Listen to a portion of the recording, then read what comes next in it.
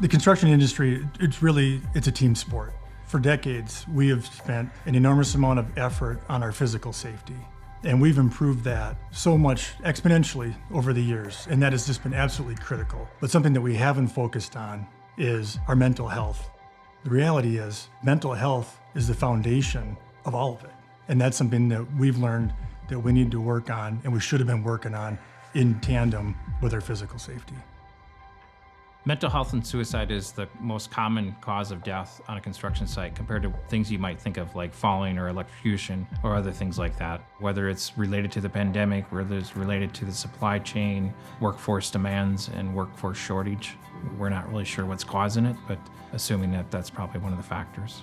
We can tell some days are better for some folks than other days, and that maybe things on the job site are going great, but some things off the job site aren't going as great.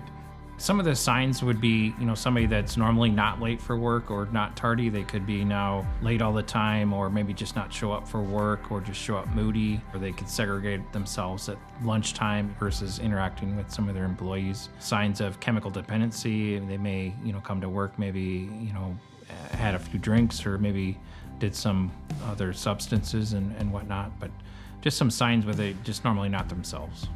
Every one of us has good days and bad days, and some of us have really bad days, and we need to be able to reach out to folks and get some help, just like we would with any other aspect in our life. It doesn't need to be different just because it has to do with your mental state versus your physical state.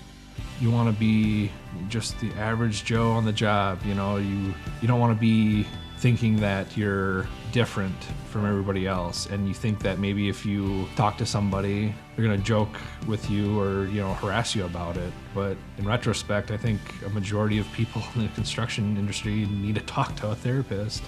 I mean, I've been depressed since I was 8 years old, and I've been battling it for a long time, and I just hit a low point in my life. I was using substance abuse, and I just was not happy with my life. And yeah, I'd been laid off for a few months and thought about quitting the union. And ultimately, I didn't want to do that. I just needed help. And then eventually I went to the doctor and I was able to get professional help.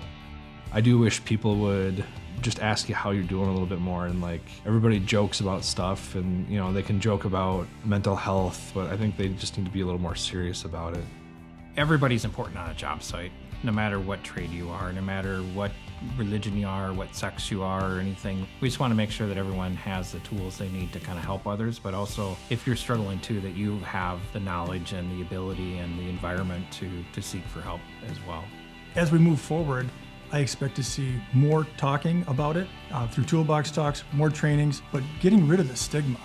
For the folks that are taking the time to watch this video, I would say, please do your best to be a great teammate. If someone reaches out to you, please be available to them and help connect them with the resources that they need to get help. And if you feel like you need to get some help, please reach out to a teammate or your foreman or superintendent, project manager, because they can connect you with some folks that will help get you back on the path that you want your life to be on.